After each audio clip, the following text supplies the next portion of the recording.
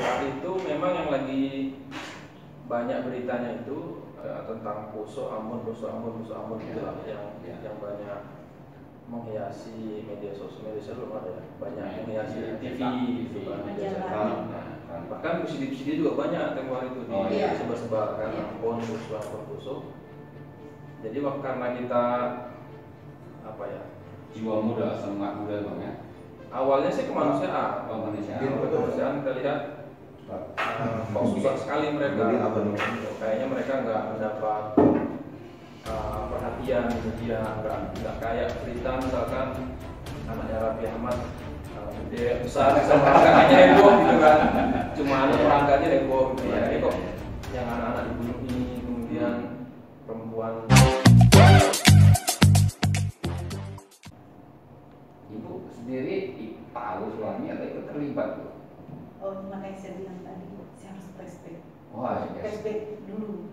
Jadi asal usul paham radikal dalam diri saya itu munculnya itu kalau dia SMA. Kalau saya dari SMP kelas 3. Waduh. Jadi lagi ya. Iya. Batu cuman saya bilang, saya kan kalau saya perempuan saya pikir anak. Kalau bapaknya ketangkep cuma anakku. Itu saya pikirnya kita juga bapak-bapak mikir anak juga.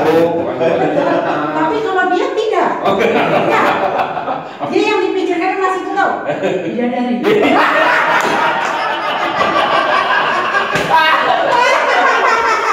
Tujuh pula tuh ya. Tujuh pula bidadari berbahasa Indonesia. Cuma saya mau bersaing sama dia.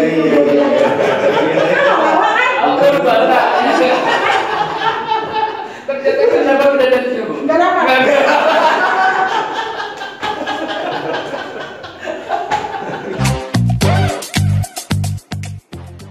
Bismillahirrahmanirrahim. Assalamualaikum warahmatullahi wabarakatuh. Jumpa lagi kita di sini di Medan Podcast, bukan sembarang Kombur. Kombur lagi kita ya. Dan hari ini kita udah kedatangan tamu-tamu yang kastanya Luar biasa. kenalan dulu kita ini ya, Bu, dengan siapa dulu? Saya dulu. Iya, Ibu dulu. Nama saya Kartini Panggabean. Kartini Panggabean. Iya. Saya ini asli orang Batak. Pak, dulu di Medan tuh kalau dengar Panggabean tuh, wow. Ulu ya. Apanya bu? Mungkin satu marga lah. Itu, ya. Kita banyak Panggabean kan. Iya. Itu lu kalau dengar Panggabean kita agak gimana gitu. Ada orang mau ditilang ini, Bu. Wah, ini kereta dia kan belum jadi tukang polisi kan. Siapa lagi kau berani kali kau ini melanggar lalu lintas ya? Dia mau bilang Allah, Pak. Mau bilang Allah dia. Tersebut. Udah mati loh.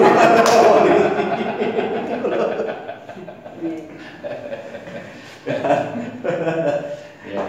Bu Kartini istri dari Bapak Ustadz Khairul Ghazali. Iya. Sebelumnya sudah pernah kita undang kemari ya. Iya. Iya. Saya yang mengundang baru. Nah, gila kan? Rezekinya kita ketemu ya. Iya. Sama Ibu Kartini. Bu, nanti kita ngobrol ya, Bapak ya. Oke. Yang kedua dan yang pertama ini hacker. Bang Rizky Gunawan. Dan kastanya begitu apa ya? Di penjara. Tapi kalau nengok wajahnya kayak nggak nyangka gitu ya. Iya. Nggak nyangka. Makanya wajah-wajah yang nggak nyangka ini Bang. Ada. Jadi gitu. Iya. Bang Rizky tinggal di mana, Bang? Sekarang di Medan Bang. Di Medan ya. Tapi udah melakukan kemana-mana ya. Itulah. Mengikuti apa namanya karir. Bu Kartini, Bang Rizky, selamat datang. Ahlan wa sahlan, Horas ya di Medan Podcast. Hari ini kita akan on air ya. Kenalkan kami duo naga. Saya John Kennedy Naga dan Sandra Naga. Ya. Gimana Bang? Abang silakan ini Bang. Orang 7 naga berarti Bang. Kita masih cacing naga. Cacing naga. Mengurangi cinta naga. Amin. Apa nih Bang yang mau tanya sekarang? Ini Bang Reski dulu lah ya. Yang kayak nengok muka imut-imut gitu ya. Tega banget. Aku dengarnya kok Nggak nyangka, ya nggak kan? nyangka gitu ya kan. Sedap nggak mukanya tapi kok punya kisah yang sedap juga gitu kan. Bang, bisa ceritakan Bang gimana sebenarnya apalah ya Abang dahulu gimana ya kan sekarang sudah kayak mana. Nah sebenarnya gitu-gitu juga ya. Tapi rambutnya gondrong banget itu Bang ya. Iya. Itu bisa gondrong kayak mana ceritanya Bang? Nggak dipotong ya? Nggak, maksudnya dulu gondrong, sekarang nggak gondrong gitu. Sebenarnya sih gondrong itu pilihan gitu kan. Cuma memang di Medan ini agak negatif citra gondrong itu. Gitu ya Bang ya? Makanya ya pangkas aja. Pangkas aja. Iya Bang. Jadi apa kali ya kan? Iya. Waktu Medan tuh Bang, nggak apa kali. Iya. Ya apa kali kan? Coba kok apa karena Nggak apa-apa. Bang, Abang kan punya kisah dulu nih. Ya, kalau di wayang kita tuh mantan gitar. Bang, bisa nggak Bang ciptakan sedikit atau banyak terserah Abang lah gitu ya. Awalnya ke sana dan akhirnya bisa keluar dari sana Bang. Awalnya kesana itu masuk penjara berarti? Bukan, kan Gabung. bisa gabung ke dalam kelompok apa namanya sih? Teroris, naik kasta Teroris ya. gitu ya. Kelompok garis keras. Ya, garis keras. Awal mula sekali itu mungkin boleh dibilang waktu saya kenal sama teman-teman dari Poso. Oh, peristiwa Poso Bang ya. Sebelum peristiwa Poso. Kenal sama teman-teman Poso itu sekitar kelas 2 atau 3 SMA di STM. Masih culun Bang, imut ya. Belasan tahun. Culun tuh. Saat itu memang yang lagi banyak beritanya itu tentang Poso Ambon itulah yang banyak menghiasi media sosial belum ada ya. Banyak menghiasi TV gitu kan, media sosial. Bahkan CD juga banyak tempoh hari itu disebar-sebar kan Ambon Poso. Jadi karena kita apa ya, Jiwa muda, semangat muda Bang ya. awalnya sih kemanusiaan. Kemanusiaan kita lihat kok susah sekali mereka. Kayaknya mereka nggak mendapat perhatian di media, nggak kayak berita misalkan anaknya Raffi Ahmad gede besar sama kakaknya heboh gitu kan. Cuma anak orang aja heboh gitu kan. Ini kok yang anak-anak dibunuhi, kemudian perempuan diperkosa, kok kayaknya nggak dapat perhatian gitu. Jadi ditambah lagi narasi-narasi yang buat anak muda saat itu menggelegar, kita jadi tertarik gitu. Termasuk saya tertarik untuk gabung dengan kelompok pengajian yang memang mereka concern bahas itu gitu. Mulai dari penggalangan dana, mulai dari apa namanya update beritanya, karena kita nggak dapat update berita di TV nggak ada. Jadi kita dapat update berita satu orang selamat, rumah dibakar, bisa digini-gini segala macam dari kelompok ini lah. Dari situ ya semangat mulai muncul sampai akhirnya membekas lah di diri saya bahwa memang kita itu hidup di zaman dimana boleh dibilang pemerintah tidak adil sama umat Islam. Itulah kesimpulan saya saat itu. Pemerintah tidak adil terhadap khususnya umat Islam. Itulah motivasi. Pemicu awal. Jadi itu terus terbenam di otak saya sampai dapat kesempatan bisa berangkat ke sana. Ke Poso. Iya. Tahun? Itu sekitar 2009, 2010 gitu lah. 2008 gitu lah. Sudah selesai sekolah SMA Bang ya? Udah selesai kuliah malah. Oh, udah selesai kuliah. Apa dia penantinya Bang ya? Lama. Itulah kalau menanti yang belum time. Iya. Akhirnya ke Poso. Akhirnya ke Poso. Setelah mulai interaksinya. Mulai intens, mulai apa? Bagian apa tuh? Di Poso abang? Di Poso awalnya kemanusiaan. Tapi belakangan karena ketemu sama almarhum Santoso, akhirnya kita punya gerakan baru gitu. Gerakan baru untuk mengimbangi lah, karena memang informasi yang mereka kumpulkan itu kesannya kita disuruh bertahan, sementara dari yang sebelah itu nggak ditahan untuk menyerang gitu loh. Jadi kalau diserang kalian diem aja gitu lah kurang lebih. Itu informasinya fair atau memang provokasi dari almarhum? Dan itu fakta. Fakta. Jadi mereka itu dipersenjatai atau lebih tepatnya bawa senjata. Orang sebelah bawa senjata, sedangkan orang kampung nggak ada sama sekali. Dikasih tahu aja nggak gitu loh, hati-hati besok kalian yang di rumah itu nggak ada sama sekali. Diserang kita aja. Terus ceritanya kalau Bang Rizky SMA kelas 2 udah punya rasa kemanusiaan, kalau SMA kelas 2 ngapain? Cabut ya.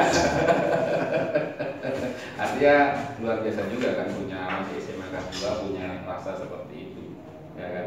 Orang tua gimana, Bang?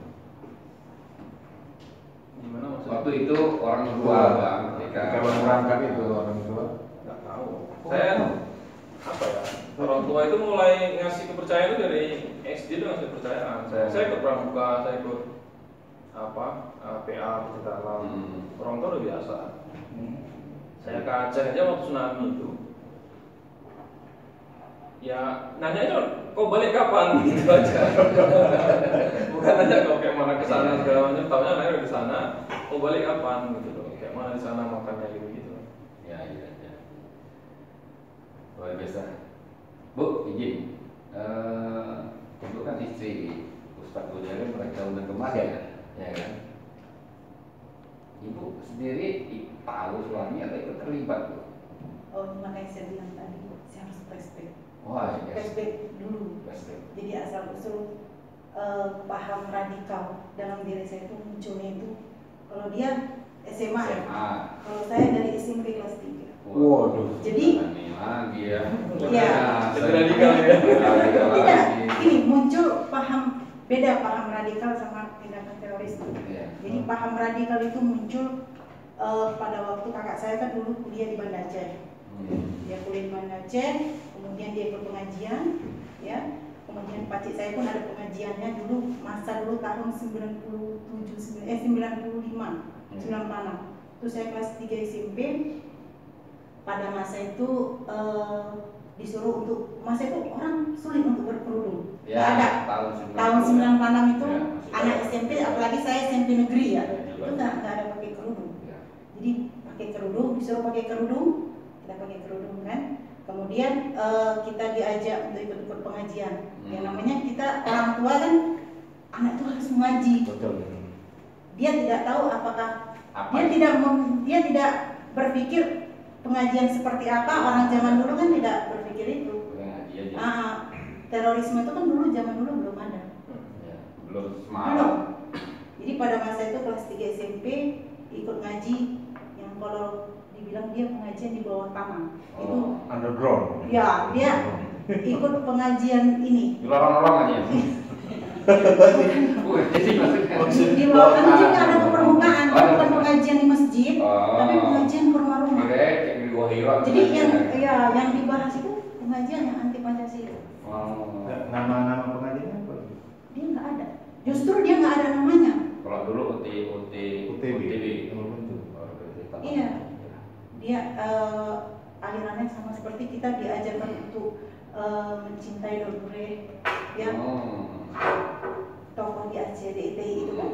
Nah, SMP kelas 3 kemudian sudah ikut pengajian seperti itu, anti Pancasila, bahaya. Senang aja kan Bu? Senang aja ngikutinya.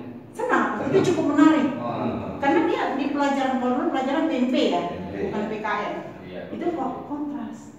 Nah, kontennya pokoknya anti. Waktu Ibu melihat kontras dengan pengajian pelajaran di sekolah, Iya. Ibu gimana? Waktu itu masih anak-anak, dengan guru-guru di sekolah. Menentang. Wow. Jadi kelas 1, kelas 2 SMP, kelas 1 SMA, saya sudah tidak mau menghormat bendera. Guru sosiologi waktu saya SMA kelas 2, guru sosiologi waktu SMA kelas 2 hampir menampar saya, ingat saya. Karena nggak mau. Jadi kalau upacara Ibu ikut upacara? Ikut upacara. Hormat bendera gerak. Saya nggak mau hormat. Itu Saya nggak mau hormat. Itu doktrinnya itu saya nggak tahu lah. Bukan orang tua yang mengajarkan saya. Jadi dari pengajian tadi muncul rasa ingin tahu. Jadi ikut pengajian sini, tapi kalau pengajian yang tidak sepaham dengan saya tidak mau ikuti. Itu perintah atau memang ibu yang nggak mau? Saya nggak mau. Kalau pengajian yang lari dari pikiran saya nggak mau. Bukan disuruh oleh guru ngajinya. Jangan pengaji ke sana. Oh itu ada. Ada. Itu ada namanya baiat dia. Dia berbaiat di situ. Iya. Selain pada yang dengar netizen ini, kalau udah dengar begitu, berarti udah ada arah ke sana nih. Iya. Jadi Jadi kalau untuk mendeteksi seseorang itu berpaham radikal yang dia akan berpotensi untuk melakukan tindakan terorisme. Ciri khasnya satu, tidak mau. Tidak mau orang bendera. Nggak mau nyanyi Indonesia Raya. Oh tidak mau. Walaupun saya hafal. Iya, undang-undang dasar, karena bukan saya menyombongkan diri, dari SMP saya termasuk ranking. Jadi tidak mau menghormat bendera itu udah harga mati sama saya. Ya. Sampai saya ditampar, saya masih ingat. Bang Nasi izin. Ini apa yang disampaikan Bu Kartini sama nggak dengan yang mengalami? Sama. Punya jumpa dia nih. Tapi saya nggak kenal ya Bang ya. Enggak lah, jauh lah Bang. Dia masih muda, itu muda. Enggak, artinya kan nggak tahu pernah bertemu di satu acara gitu. Baru ketemu ini. Saya sering ke rumah Ustaz Ghazali sering. Iya, tapi nggak terkenal kalau. Tapi pahamnya mirip-mirip Bang ya. Apa tadi nggak mau pegang bendera, nggak mau bendera, nggak mau Indonesia Raya, sama ya. Walaupun lagu Indonesia Raya itu hafal dan liriknya enak. Oh jangan diikuti. Pokoknya jangan. Ibu kan itu kan Bu Kartini kan sebagai warga negara ya. Iya. Berarti nggak mengakui negara NKRI. Siapa presiden Ibu ketika itu ya? Iya. Kita kan dulu kita kan masih masa dulu kita nggak berpikir presiden nggak dia nggak sampai sejauh itu. Dia pokoknya yang di ruang lingkup aku nggak mau ini. Pokoknya gitu aja. Itu aja. Tujuannya untuk apa Bu untuk pengajian? Maksud kita nggak usah orang bendera, nggak usah nyanyi itu. Penyanyi Indonesia Raya nggak boleh gitu kan? Iya. Goalnya apa sebenarnya waktu itu belajar apa ngaji itu? Iya. Ujungnya. Ujungnya kalau di taklim itu, kalau dia negara ini kan yang kami anut dulu bahwasanya negara ini tidak berhukum dengan hukum Islam. Jadi berubah itu. Iya, dia tidak berhukum dengan hukum Islam, dia tidak undang-undangnya tidak sesuai dengan Quran. Itu kategori kafir, fasik dan zalim. Jadi harus Dan diubah. harus kita ganti, gitulah pokoknya. Di benak saya tidak boleh. Ini menarik ini karena bahasan kita ini tentang perempuan, terorisme perempuan. Iya. Nah, waktu itu dibandingkan sekarang kan ada yang fenomena ikut langsung ngebom. Jadi martir, Iya. jadi martir. Iya. Di Mabes Polri, di sana terakhir karena di negara. Waktu itu ibu doktrinnya sampai ke sana nggak? Rasa keberanian ada. Tapi belum perintah, belum ada perintah ke sana. Tidak, dia perintah itu tidak ada. Tidak ada. Jadi cuma ditanamkan paham radikalisme.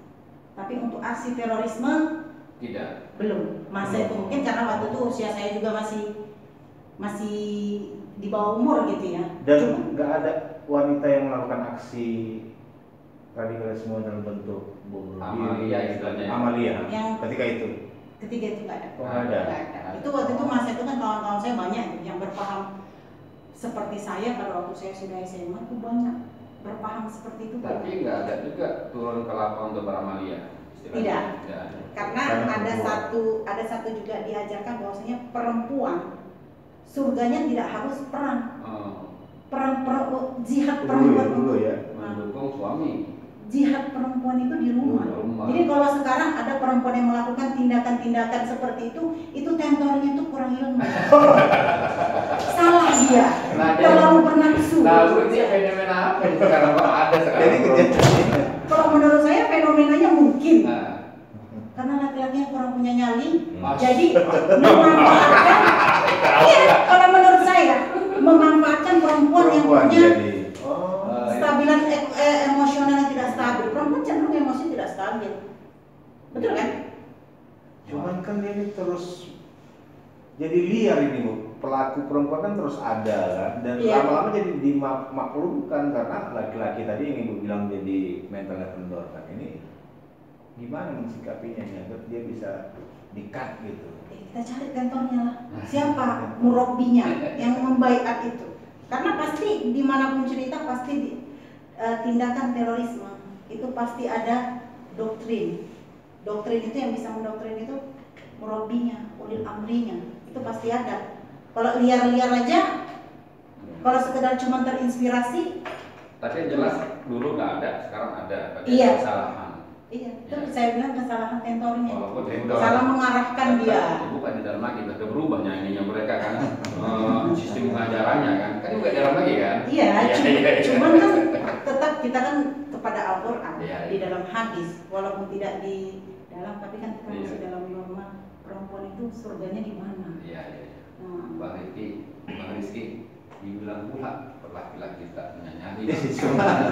Abang masa dari ya, Dek? Abang pernah di situ. Kalau zaman kita dulu nggak ada perempuannya kan, Dek? Abang pernah di situ Bang, gimana itu Bang? Memang kan orang nyali apa dulu kan gue mereka ya kan, gagal semua kan.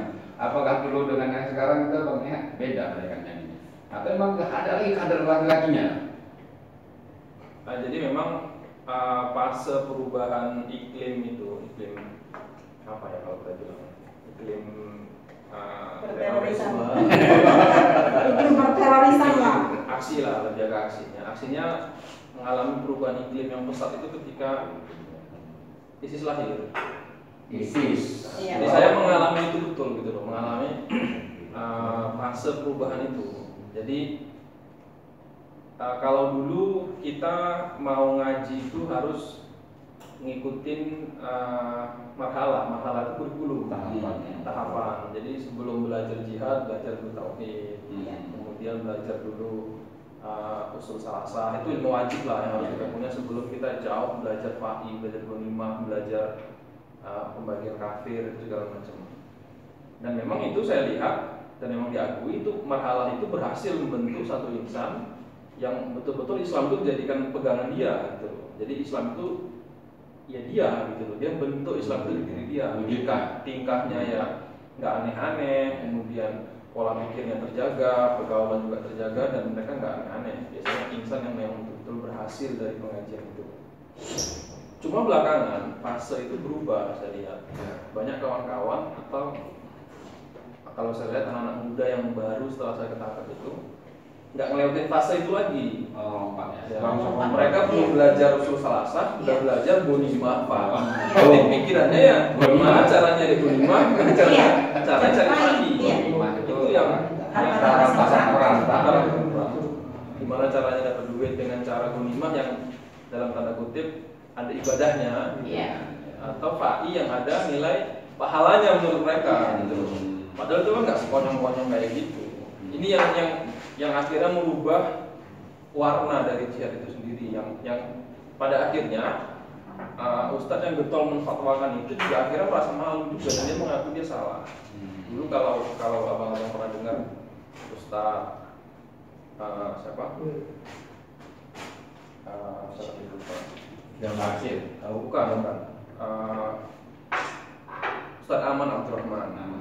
Ustadz Aman Abdurrahman itu adalah dulu di zaman dulu tokoh yang sangat betul memproklamirkan ghanimah dan fa'i, dan dia yang mewajibkan. Bahkan dia dapat gelar sama kawan-kawan ISIS itu singa tauhid. Singa tauhid. Semua orang yang berjihad itu pasti menggelari dia singa tauhid. Itu Ibu ya. Iya. Dia sendiri mengakui pada akhirnya bahwa ajaran saya ini dulu berlebihan, dan saya mengakui memang salah gitu loh. Jadi beliau ini orang yang tidak mengalami fase itu gitu loh, fase di mana ketika orang pengen belajar pemikiran Fa itu dasarnya harus dipahami, harus diikuti dulu, nggak langsung lompat tiba-tiba belajar pembagian orang kafir, bahwa orang Islam itu darahnya nggak boleh ditumpahkan, orang kafir halal ditumpahkan, apapun profesinya, siapapun dia, kalaupun bahkan orang tua kita pun kita lihat ini dan kita hukumi kafir, ya hartanya halal. Itu yang pada akhirnya merubah warna itu sendiri, warnanya jadi udah nggak karuan gitu. Saya sendiri terkadang juga bingung gitu loh dengan warna-warna yang ada sampai hari ini. Kita sendiri bingung kok bisa gitu loh. Jadi itulah yang membuat akhirnya siapapun bisa lebih cepat, pemahamannya kurang, uang ngumpul, boom. Ditambah lagi tendensi masing-masing yang ibu bilang tadi murabi itu juga mempengaruhi besar. Jadi orang yang belum mengalami fase iqdat ruhi, persiapan rohani yang belum matang, tiba-tiba dia langsung main hantam, main ngerampok segala macam, ya tendensinya jadi cari uang gitu loh. Jadi itulah yang diajarkan akhirnya ke orang-orang yang pengen atau sudah dekat sama dia. Jadi tendensinya lain, bukan untuk membela Islam, bukan untuk li'ilahi kalimatillah itu, bukan untuk itu lagi, tapi untuk cari uang, untuk sesuai dengan apa yang mereka. Tapi dalilnya itu misalnya dia mau rampok bank kan jadi halal menurut versi dia kan? Iya. Karena dia nggak mengikuti tahapan tadi. Ini rampok syariah jadi gitu. Rampok syariah. Ya kan dasarnya gitu. Jadi itu ya. Jadi zaman sekarang ini ya kan, dia udah nggak seperti kayak kami dulu. Ya, kami dulu agak lebih. Gerakan teroris sekarang itu udah kalau saya jauh dari sesuatu yang diinginkan ya. Iya. Udah berubah. Yang koran katanya menegakkan syariat Udah, dengan cara melanggar syariat. Dan melenceng kemana ya. Nah itu berarti sudah. Nah, Bang Rizky ini kan sebagai hacker Bang. Duitnya banyak nih. Nah, saya baca browsing semalam kan, itu katanya terkumpul 6 miliar Bang. 6 miliar ya Bang. Itu cuma mengumpulkan. Bukan aja gitu Bang. Tahu atau kumpul. Nah, abang itu setelah gabung dapat ilmunya atau sebelum? Saya dari SMP udah suka IT. Dari SMP ke IT. Kemudian saya STM itu kelas 1. Berita tentang Imam Samudra kan naik ini. Iya. Saya kagum betul sama dia itu. Saya kagum. Iya, Mas itu ya. Kagum sekali. Akhirnya saya jadikan idola dia. Saya juga harus bisa. Nah, kata-kata dia sampai sekarang melekat di saya itu. Anak muda itu kalau nggak mau belajar teknologi ya dia cari uang kayak polisi, kerja dapat gaji sekian, kumpulin 6 bulan dapat 6 juta atau dapat 18 juta gitu. Tapi kalau mau belajar seperti saya belajar IT, kerja 1 jam sama dengan gaji polisi 6 bulan gitu.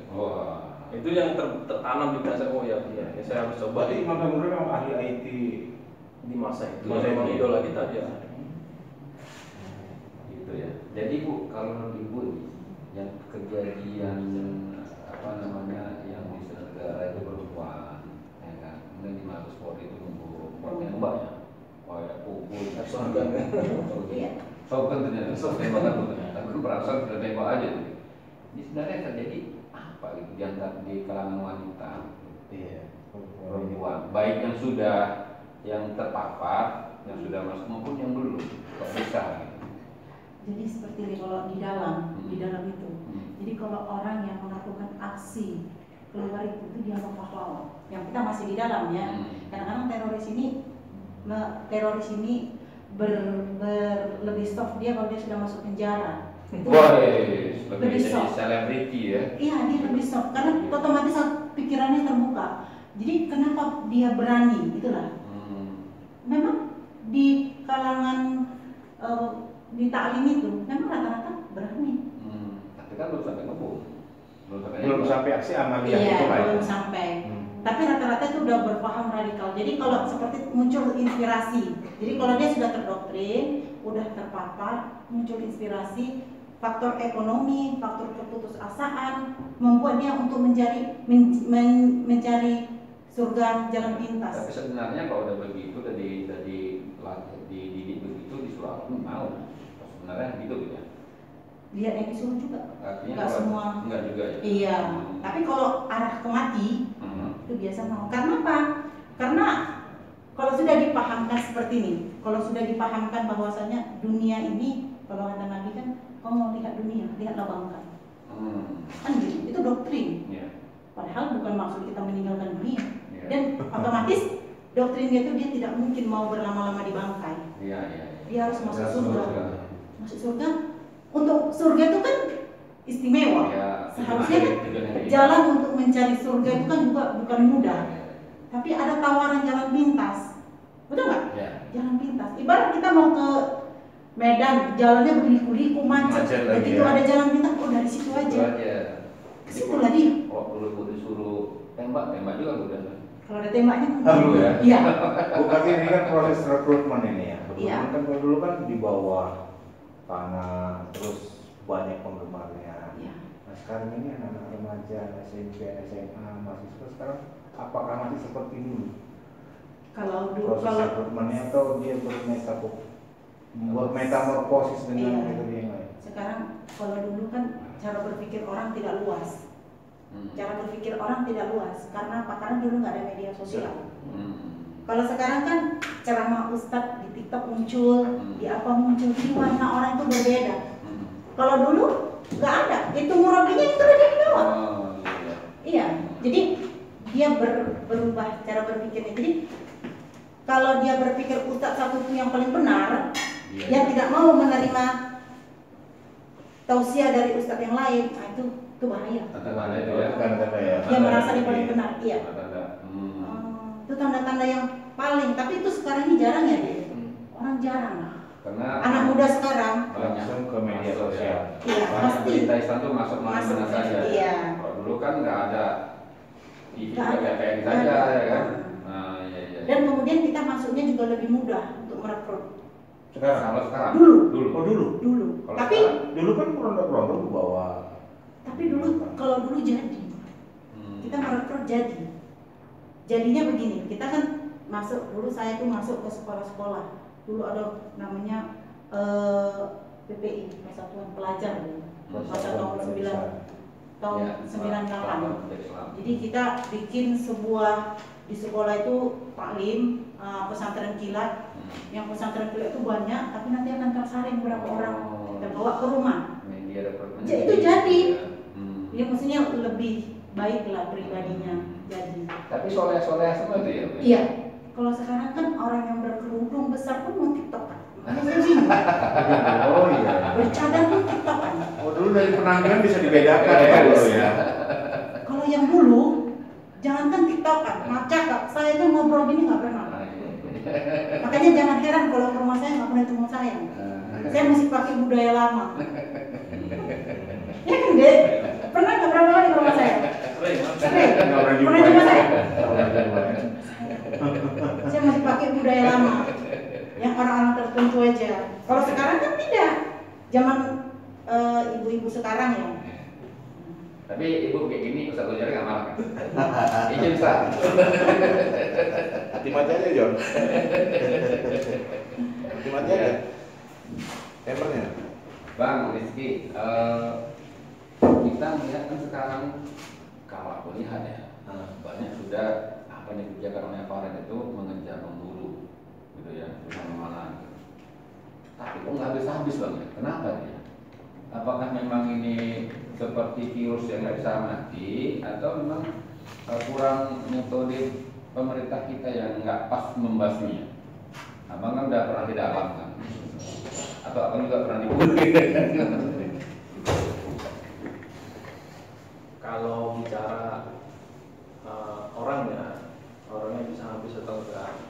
Orangnya mungkin bisa habis bang. Orangnya bisa habis atau mungkin bisa dimatikan semua. Tapi kalau kita bicara keyakinan, pemahaman, itu nggak akan pernah bisa. Karena dia ideologi ya. Jadi untuk pemuda-pemuda Indonesia itu harus tetap ini ya, apa namanya, waspada ya, karena tidak akan habis itu ya. Ada medsos ini kan jadi sarana nih, sarana rekrutmen kan.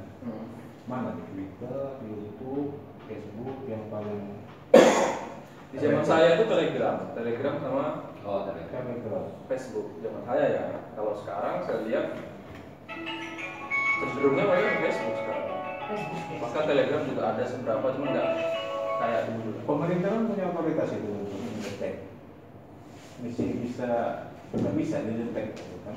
Sekarang kan kita harus melaporkan alamat kita di mana, map kita di mana, itu kan Mana ada gitu bang, buat Facebook buat aja, mana kita ngelapor alamat kita, mana kita ngelapor di profil Satu gitu. hari bikin 10 Facebook bisa deh. bisa. Bapak Cangkon, Artinya tetap efektif ini sosmed ini digunakan untuk merekrut. Sebenarnya kalau saya lihat Facebook sama Telegram itu bukan untuk merekrut, tapi untuk menyebarkan propaganda, lebih untuk menyebarkan. Karena rekrutmen itu mereka juga nggak berani sembarangan untuk saat ini ya, karena memang ya banyaknya inilah apa, banyak berita didatangi satu laki-laki untuk pengen gabung gitu. Jadi kisah-kisah gitu kan cepat beredar ini, cepat tersebar. Jadi saya perhatikan anak-anak itu nggak lagi merekrut sembarang orang. Mereka cuma di kalangan tertentu atau orang-orang yang memang mereka udah percaya, atau mendapat rekomendasi dari orang yang mereka percaya. Artinya sarana rekrutmen itu semakin melemah dengan sekarang ini atau dia semakin Kalau rekrutmen mungkin kita bilang sedikit mereka, cuma propagandanya semakin gencar. Itu yang berbahaya sebenarnya. jadi kadernya nggak banyak-banyak, tapi propagandanya ada semakin ini dan Gencar. nggak seperti dulu propagandanya sedikit, tapi Ya. kadernya banyak. Sebenarnya sama sih bang. Sama. Setiap zaman itu sama prosesnya. berbeda ininya ya Beda. wasilahnya, Nah, bedanya sekarang sarananya sarananya. agak lebih Makin mudah, luas. gitu loh, makin mudah dan gampang. Ya. Cukup megang handphone, kita udah bisa ngabarin teman kita sampai Lebanon. Rekrutnya Bu Artini tadi melalui pengajian di sekolah saat ada laki-laki itu. Iya. Kalau Zaman Bang Rizky Sama. mirip lagi tuh. Berarti sampai Sama. sekarang pun Udah nggak paham sama ya. masih ada. pesantren tadi udah Nggak jalan. ada, cuman paham itu yang ikut taklim gitu kan, Iya. ikut taklim bergabung kumpul di situ masih ada. Masih ada. Tapi sistem rekrutmennya sama nih Bang Rizky Sama. sama Bu Kartini, walaupun enggak di zaman berbeda, tempat berbeda, tapi cara rekrutnya sama, pahamnya sama, enggak berbeda sama. Iya. Berarti memang apa ya, bersel-sel gitu ya, tapi nggak berkenal tapi sama sebenarnya. Iya, sama. Benar ya. Nah, hati-hati juga gitu ternyata. Wah, Mandela, wah, dia nggak biasa nih kan. Potensi perempuan kan biasa lebih gampang Bu ya, karena kan dia melibatkan perasaan kan, bergabung gitu kan. Nah, sekarang ini kan kita lihat karena sudah aksi yang dilakukan oleh perempuan itu kan semakin bukan semakin ya, tetap ada kan. Kita nggak tahu nih ini menjelang akhir tahun ini kan. Gitu kan. Oh, ada bisa mudah-mudahnya. Iya. Natakan nih ya. Sebenarnya kalau ditanya Ada benar nih. potensi laki-laki perempuan, Sama, Rijal maupun Nisa sama gitu kan. teroris ini, aksi teroris nggak bisa ditebak. Ada si Itu nggak bisa ditebak. Rijal laki-laki. Bisa perempuan. Iklan, laki-laki, yang bisa perempuan gitu. Iya. Aksi terorisme itu nggak bisa ditebak. Bahkan dia terkadang pun tidak perlu rencana yang matang. Oh makanya ada bom panci apa itu udah jadi. Dia berencana. Cuma kapan meledakkannya, suruh dia. Kapan momen yang tepat dia? Bukan perintah lagi, komando. Ada yang komando, ada juga dia yang seperti Oh, bebas. Wah, kreativitas. Jadi nggak bisa ditebak. Kalau menurut saya ya, itu nggak bisa kita tebak. Harus ikut kata Murabinya tanggal sekian ledakan. Nggak bisa. Bahkan kalau untuk melakukan aksi menurut saya, yang setahu saya itu kalau buat ya buat tok yang tahu, nggak bisa semua tahu, nggak bisa. Ya seperti si MB Niaga tahun 2000, ya tahun 2000. Saya bilang kalau menurut saya suami saya nggak tahu, karena pada waktu kejadian itu dia tidur. Tapi udah dindingnya udah. Tapi bawahannya itu udah melakukan aksi itu. Sampai saya nggak percaya masa itu ya. Sampai saya terkejut, apa iya? Terus dia bilang, nanti si Dani. Tadi gitu. Si Dani itu kan sering ke rumah saya. Banyak kawan itu sering ke rumah saya, tapi karena waktu itu sering ke rumah saya, main ke rumah saya, cerita tentang Poso, Asep Gunawan ingat saya. Itu lama dia di Poso, Aldian Rojak. Saya cukup menarik. Bahkan suami saya di mana saya ngobrol sama dia. Oh, itu. Iya, dari cerita dia Pramikoso ya dia. Asep, kenal? Dia sama dia waktu itu di rumah saya tuh tinggal di rumah saya karena dia masih itu. Asep Berbajik namanya. Iya. Bukan Asep Berbajik ya. Aldian Project ya. Baik, wawancara waktu sama Ustaz Gojali lebih seru sama lebih seru Ustaz Gojali kalau tema-tema di sana aja ikut lebih tahu. Karena nggak ngomongnya waktu itu. Enggak lah, saya nggak terlalu pintar masalah. Bahasa Arab Iya, ya. aku nengok bu ini heriknya kena di dokter apa kena batanya nih? Nah, campur. Makanya Ada tuh ya. Iya. Nah, itu ya. kalau kita ngobrol saudara, ngobrol aja pikir kita berantem. Iya. Jangan ngomong ke saya. Aku tadi udah mau fokus akan masih jalan ini. Kalau Cina kan saya Jadi waktu suami saya umroh, Iya, ya kan, iya, itu saya iya. berani marahin. Dia umroh sama orang dari Jawa-Jawa. Saya nelfon, abang udah sampai mana? Dia nanya, minggir. Kok ngomong itu? Pikir-pikir Ustaz Sabri. Mungkin habis belajar kan. Padahal sebenarnya kan nggak gitu ya Pak ya? Iya. Karena di ngaji tadi Bu ya, memang udah bawa lahir ya. Iya. Iya. Udah ini. Iya, aku kalau istilahku tak bawa lahir. Karena kita orang Batak kan. Jadi lebih lagi ya. Iya. Jadi kalau nggak ngomongnya kuat itu kayaknya nggak nyampe ke otak orang. Nah. Pantas tadi Bu, waktu sampai suaranya kok pelan, kok tadi Cina aja ini ya. Tapi abang dulu bang belum nikah ya bang ya? Kalau nikah jadi gini nggak mungkin bang? Nggak tahu juga. Ini Ustaz Gojali ini, kalau di luar heroik di rumah gini.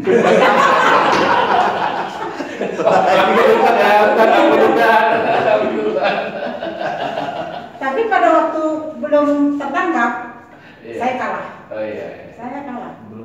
Belum tertangkap. Dia. Belum keluar apanya? Iya.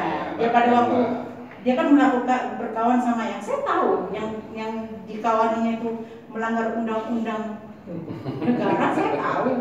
Saya bilang sama dia, tinggal tunggu. Saya bilang gitu. Kalau ditanya ibu punya feeling, punya kali.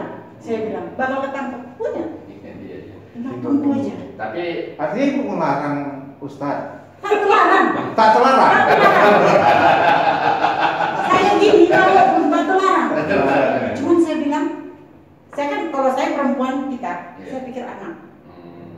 masih. Kalau bapaknya ketangkep cuma anakku. Itu saya pikirnya kita begitu. juga bapak-bapak mikir anak juga Bu. Tapi kalau dia tidak. Oke. Ya. Dia yang dipikirkan masih itu tahu. Bidadari.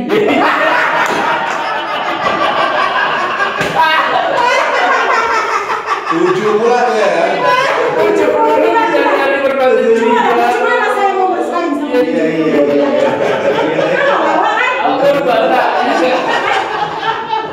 Ternyata kenapa udah dari situ? Enggak dapat.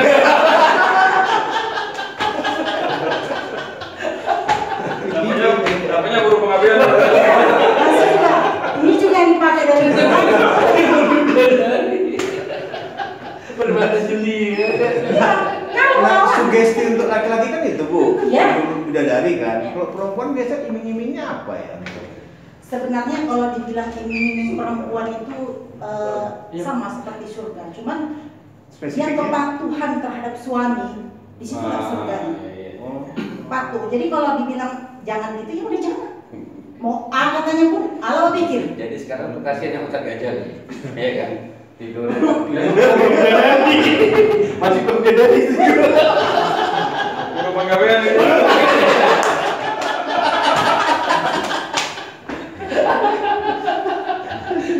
Itu pakai bola itu apa namanya? Bola maskara ya. Biar bermata jeli.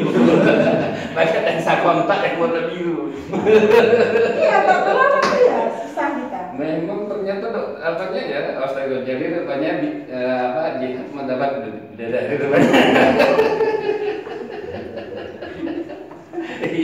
Nah berarti Bu, dia yang berumah tangga itu dia apakah suaminya dulu diajak atau bisa istrinya dulu? Dari mana masuk ya? Minum dulu. Sampai jam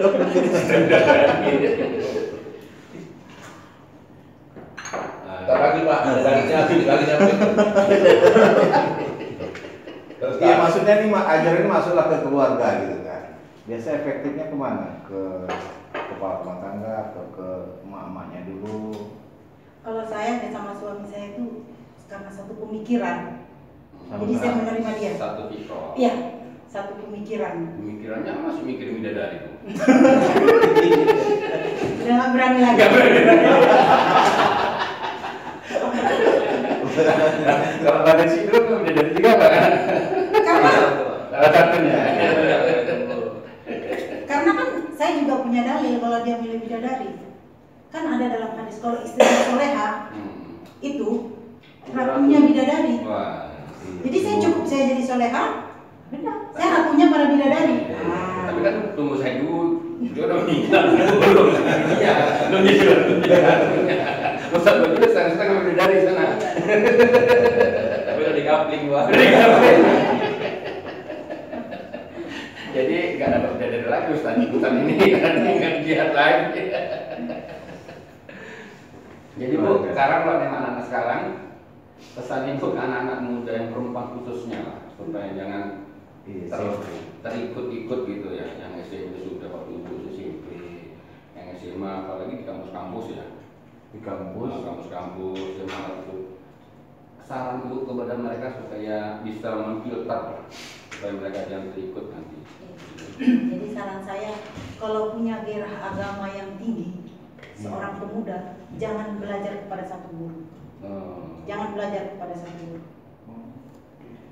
Jadi iya, banyak semua dipelajari karena orang yang benar itu bukan orang yang merasa paling benar. Kalau menurut saya orang yang mencari kebenaran. Kebenaran itu kan 1400 tahun sudah berlalu. Jadi itulah kita cari. Banyak. Jadi itu Jo, kau belajar guru ngaji, guru silat, ya kan? Ya kan, Cuman kan guru apa sekarang lagi? dia malah nggak jadi apa Bu? Mazhabnya nggak beda-beda dari banyak guru nanti kan. Sekarang kan mazhab. Justru dia lama-lama bisa menerima mazhab orang lain. Oh, Iya. Jadi kuncinya jangan berburu ke orang. Iya. Kalau kuliah dari rahasia yang lain, Iya. berpengayaan, Iya. jangan terdoktrin. Iya. Jangan terdoktrin dan jangan mengkultuskan. Iya. Bahaya pengkultusan individu itu yang menyebabkan orang. Kalau khusus ke perempuan gimana? Kalau khusus untuk perempuan? Ya, sama. Sama ya? Sama. Sama ya? Sama. Jangan apa namanya taklid. Jangan taklid buta. buta. Iya. Dan kemudian paham bahwasanya taat kepada suami, lihat dulu. Ya suaminya. Lihat apa yang diperintahkan. Kita rapi laki-laki dia juga nggak tahan tuh satu perempuan aja. Perintahnya gimana caranya Bu ya kalau tadi ikuti ini Bu? Ya banyak lah ya, kalau perintah-perintah yang biasa lah pada umumnya itu kan kata. Kadang-kadang kalau dia paham yang dulu, kalau kata suaminya jangan keluar, udah jangan keluar. Kalau sekarang kan ya udah kalau nggak keluar ya abang lah yang belanja. Kan yang begitu aja, ya kan? Ini curhatan Ibu apa gimana kalau berjalan? Kan gitu kan? Iya. Kalau paham taat sama suami memang benar betul suami itu begini nggak boleh kan gitu kan? Ya kita perempuan juga harus cerdas. Makanya saya bilang mungkin di kalangan perempuan yang masa angkatan saya mungkin saya agak bandel sama suami saya betul. Banyak kali dosa saya sama dia. Maafkan Ustaz. Kita dapat jualan ya dapat belanja kan Ustaz. Saya